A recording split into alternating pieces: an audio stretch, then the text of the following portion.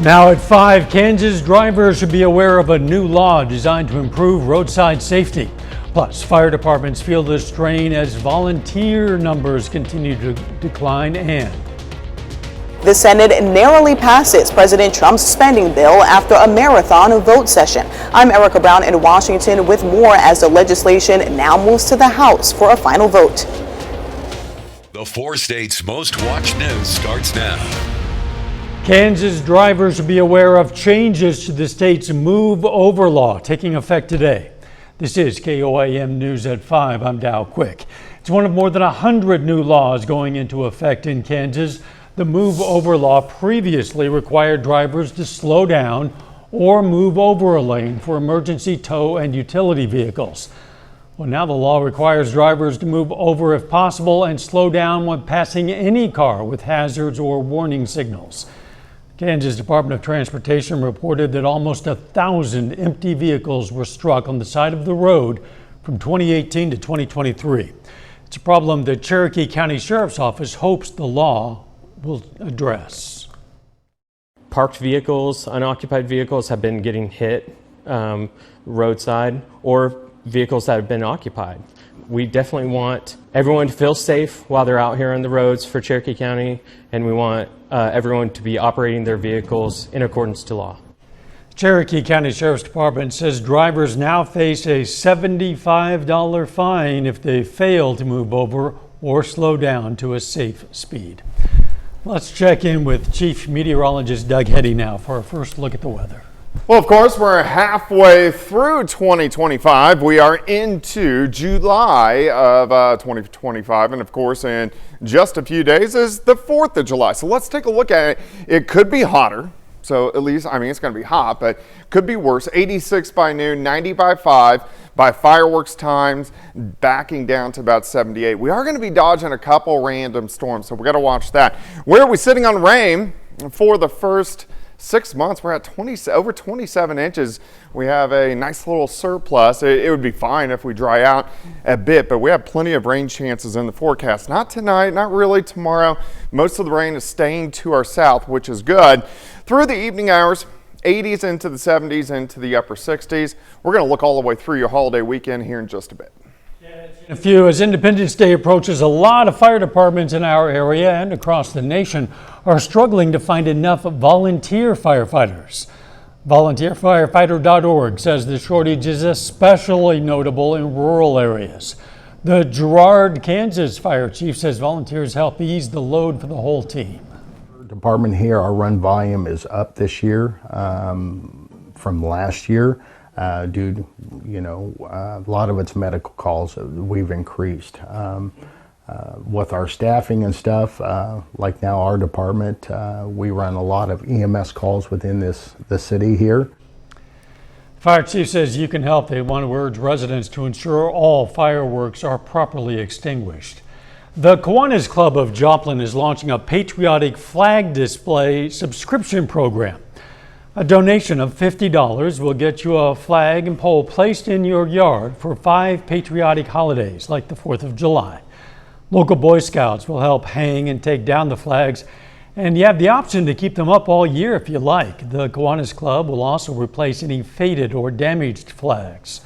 All proceeds from the subscription service will stay local and help fund the organization's various programs helping underprivileged children. Where the funds are going to, and the fact that the flag, nothing's more important than the patriotism and the love of liberty that we have here in this country. The Kiwanis Club has a goal of placing 1,000 flags across the area.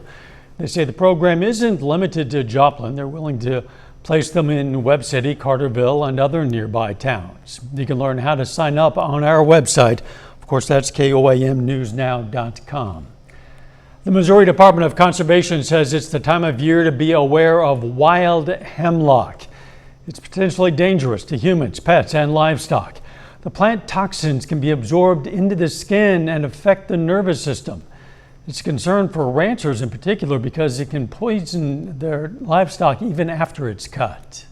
It can also, once you cut it for hay, it can remain poisonous in a bale of hay all through its life cycle. So if it was ingested in a bale of hay, it could also still be poisonous. So most generally there's enough other grasses that they don't bother the hemlock. They will lay in it and smash it down sometimes under these trees, but most generally they don't bother it. We're going to show you how to identify hemlock if you come across it tonight at 6. Less than 6 months into his second term, President Trump appears to be on the verge of his biggest legislative win. Passage of his budget bill called the One Big Beautiful Bill Act. The Senate has approved its version, but the bill's ultimate passage is still far from secure. Erica Brown has more details from Capitol Hill. Touring an immigration facility in Florida Tuesday, President Trump found out the Senate passed his budget bill. The big, beautiful bill just passed in the Senate. Oh, thank you. Wow. Thank you. The vote was 50-50, forcing Vice President J.D. Vance to cast a tiebreaker. The Vice President votes in the affirmative. The bill as amended is passed. 3 Republican senators voted with Democrats against the bill. Susan Collins from Maine, Tom Tillis from North Carolina, and Rand Paul from Kentucky. Lisa Murkowski from Alaska was undecided, but switched to a yes vote Tuesday morning. They chose to add more pork and subsidies for Alaska to secure that vote. Murkowski secured help to ease some of her state's burden for SNAP, the food assistance program, as well as tax cuts for Alaskan fishing villages and whaling captains. Senator Paul said that your vote was a bailout for Alaska at the expense of the rest of the country. That's what Senator Paul said. I have an obligation to the people of the state of Alaska. The fight over the president's budget bill now moves back to the House, where changes that were made on the Senate side could threaten its ultimate passage. We are trying to do the basic math of understanding what the deficit's going to go up. And I've not heard one person irrefutably tell me that they're not going to be higher deficits over the next 5 years. House Speaker Mike Johnson says he wants a vote Wednesday on the Senate bill, despite concerns from some of his members. The House Rules Committee is already working on the bill, the first step ahead of any possible vote. Erica Brown, CBS News, Capitol Hill. President Trump has said he wanted to sign the bill ahead of the 4th of July, but today he said he would be flexible with that timeline if needed. He's headed back to the White House to lobby House members for their support. Still ahead, paying for that holiday cookout. Planning that July 4th spread? I'm Danya Backus with tips on keeping costs down with festive favorites. But first, a hair salon going the extra mile to accommodate clients with special needs. That's coming up in Health Watch. Topping today's Health Watch, the key to a longer, happier life could be in your head. Studies show an optimistic outlook could pave the way for a better future. Seeing the glass as half full rather than half empty can bring benefits, including a longer life and better health, as well as both financial and career advantages. Visiting CBS Morning psychiatrist Sue Varmus said only 25% of us are born as natural optimists. For the rest of us, it's a skill that can be learned, and that includes practicing gratitude. So gratitude is your ability to be appreciative of what you already have, and that is a big component of optimism. Optimists say to themselves, like, they're able to project good things into the future because they can see the good things that exist right now. And as a result, they're kinder, they're more compassionate to themselves, they're more forgiving, and they're more grateful for the things that they already have.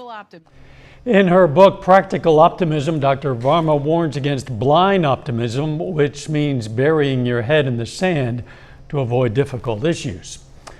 For kids or adults with sensory issues, even everyday tasks can be challenging. Omar Villafranca shows us how one Texas salon is going the extra mile to make pampering possible for everyone.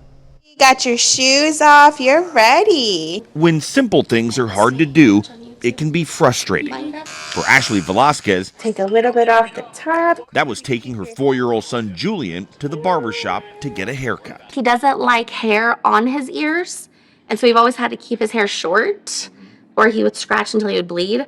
Julian has a speech delay with sensory sensitivity issues.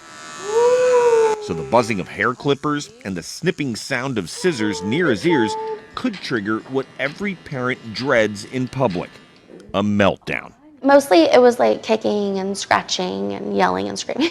At Morgan's Salon in San Antonio, the haircuts are less stressful for Julian. The salon offers cuts, colors, and even cuticle work for special customers who need a little more time and TLC Sensory triggers like loud noises from blow dryers or bright lights can be adjusted.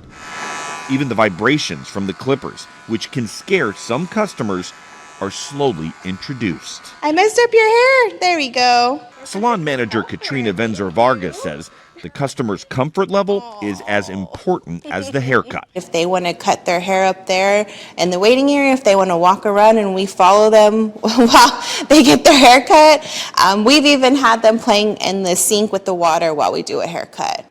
The salon is the brainchild of retired businessman, philanthropist, and father Gordon Hartman. He draws his inspiration from his daughter, Morgan, who was born with cognitive and physical special needs. That's what we're all about here is inclusion. You can get a haircut here, I can get a haircut here, and so can anyone else, even with acute special needs. I know we're not going to have a behavior. I know that it's going to be a good day. For Julian, that means looking good. And for his mom, feeling good. Omar Villafranca, CBS News, San Antonio. According to the Cleveland Clinic, researchers estimate about 1 to 3 of every 20 people in the general U.S. population have sensory processing disorder. The estimates increase for people with neurodevelopmental conditions. And that is a look at today's health news. A little bit later, why Lululemon is taking Costco to court. And temperatures have been a little bit nicer for us today, but we are going to warm back up. We're going to look at that coming up. Yeah, it definitely turned out to be a nice Tuesday for us today after our front dropped through yesterday with a few scattered showers and thunderstorms, a little less humid across the region, which is nice. Temperatures mainly into the mid 80s. Pretty much clear skies. We do have a few little mid and upper level clouds kind of streaming through, but overall, we're looking pretty good. Temperatures stay nice the next couple days, but a slow uptick as we go toward the holiday weekend. So let's look at it. We're going to start mid 60s, comfortable. We're going to hit that dew point once again later on tonight. So dewy out there in the morning hours. Mid 60s to start. We're still going to have some clouds kind of streaming through. We're going to be into lower 80s. Here's our noon hour on your Wednesday. Let me take you to about 5 p.m., which this time of the year is roughly our high temperatures. I think most of us 85, 86, 87, a couple 88s popping up. Northeastern Oklahoma, a couple random showers. Mainly to our southwest. I'm going to keep tomorrow dry. As we go into tomorrow night, temperatures back down into the upper 60s. Let's go into Thursday. A little hotter, upper 80s for highs. I'm going to put in a slight chance for 1 or 2 isolated storms to pop up. Very similar to what we had last week, and then dying out once we lose the heating of the day as we go into Thursday afternoon. All right, day planner on your Wednesday, 67 to start, 83 by noon. High temp, 87 during the afternoon. Let's go into your 4th of July. We are going to have those random pop-up storms once again, but a pretty good day. 86 by noon. Any storms that would pop up, they're not going to last long. They'd be very short-lived. 5 p.m., 90. By 10 p.m., dropping back to about 78 degrees. So let's look at it. Let's go into your Friday. I know a lot of people will take 3-4 day weekends heading to lakes or whatever. Overall, it looks pretty good, but heating up. So here's 3 p.m.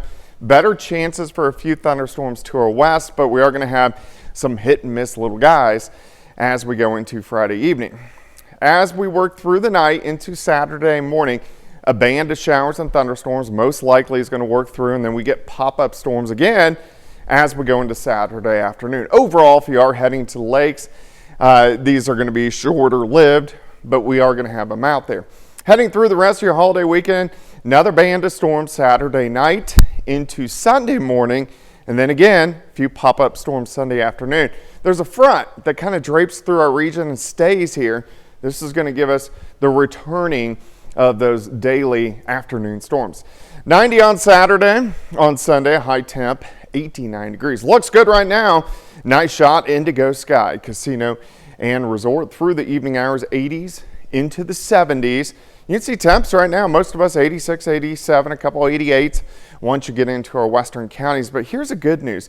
Look at our dew points, kind of upper 50s to lower 60s. So if we look at our dew point tracker, it makes it feel not bad to a little sticky, which is a lot better than what we had, especially last week. 87 tomorrow, It's not supposed to be 78 on Thursday. I'll have to change that. That's supposed to be 89. I obviously missed that. 90 on Friday, 90 Saturday, 89 on Sunday. Staying very consistent again, highs near 90, which is where we should be for this time of the year. That's 78 instead of 89. Is that wishful thinking at work Probably. there? Yeah, a little slip there. Yeah. Feel free to do that again, though. Thanks, Doug. Hey, don't forget, you can be the first to know about the day's weather with the KOAM Skywatch weather app. Get severe weather updates sent straight to your phone. It's absolutely free of charge. You'll find it in the Apple App Store and the Google Play Store, the KOAM Skywatch weather app. Coming up, 4th of July gatherings might cost a bit more this year. See what experts recommend to save on your holiday spread. Topping today's Consumer Watch, backyard cookouts, barbecues, and block parties. You might want to hold the beef this July 4th. Danya Bacchus tells us how to get the best deal on your plate and still enjoy classic favorites this Independence Day. Yeah, I think so. Darla and Kanan enjoy getting their 4th of July favorites from Handy Market in Burbank, California. Tri-tip. We love tri-tip, mac and cheese, watermelon. You know, good mix of everything. Wells Fargo estimates this year a 4th of July gathering for 10 people will run you about $130 for food and beverages. That's up 2.2% year over year. Everything's gone up. Everything's expensive. Yeah. If you're looking for savings, steaks, throw it on the grill. Wells Fargo suggests swapping out a favorite. You're going to be paying more for your beef this year. That's because of strong demand for beef as well as supply shortages of beef. Ground beef prices hit a record high in May, just in time for the summer grilling season.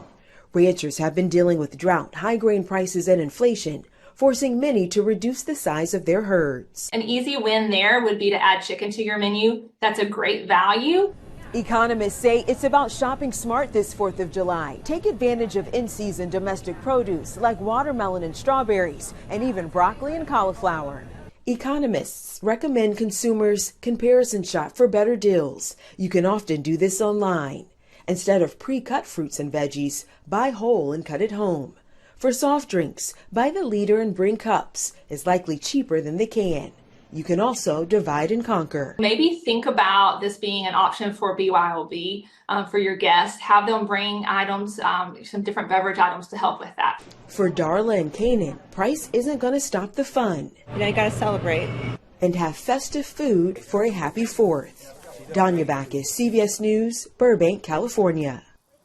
Wells Fargo says the ever-popular sparkling waters are up a whopping 5% this year. Your potato salad should be in good shape. Potatoes have held steady, but if you add hard-boiled eggs, well, that's going to cost you. Lululemon is suing Costco, claiming trademark violation. The lifestyle and athletic wear brand is accusing the wholesale retailer of copying its clothing designs and selling copycat products that are difficult to distinguish from authentic Lululemon apparel. Costco did not immediately respond to requests for comment. Final check of the forecast up next. Up next on the CBS Evening News, a Minnesota woman's race against time to protect her neighbors from an invisible danger. Then on KOAM News at 6, the passing of the former Neosho, Missouri chief of police. Plus, a Joplin man is charged in a March 24 shooting death. And the Joplin Outlaws play to stay in first place in the Mid-America League. Stay with the CBS Evening News and then KOAM News at 6. The line between very warm and hot is a little bit arbitrary, but I think Doug decided some years ago that it's 90 degrees. Yep, that's what I consider. Which means we're going to stay just on the low side of hot. Yeah, so Not quite hot. We'll go very warm the next 2 days, upper 80s, and then we hang out right around that 90-degree mark with a few hit and miss storms. Thanks for joining us. The CBS Evening News is next. Of course, we're going to be right back here for KOAM News at 6. We'll see you then. Let's make it a great evening.